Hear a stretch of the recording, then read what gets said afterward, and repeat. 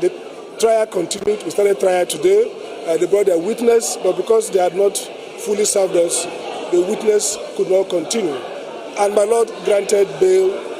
The bail is always the judge's discretion on the terms. It's a right. So he granted him bail on some conditions that we hope to fulfill.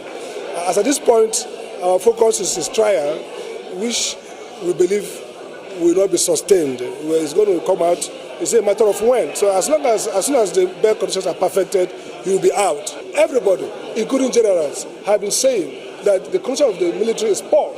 Everybody has been saying we need to make our military stronger.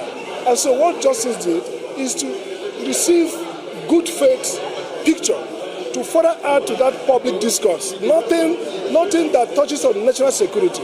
Our job is to show to the court that this is within the right of a citizen who is public spirited, who has no malice, who also cross-check the normal way he does.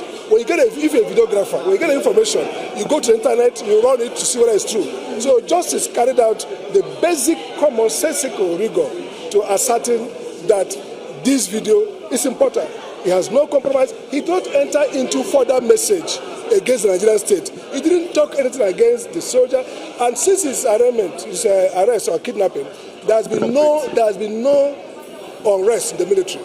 There has been no issue that the military responded to that post. So basically, the conditions for finding him guilty of those charges do not exist. And that's what we're going to prove. But every trial is a trial.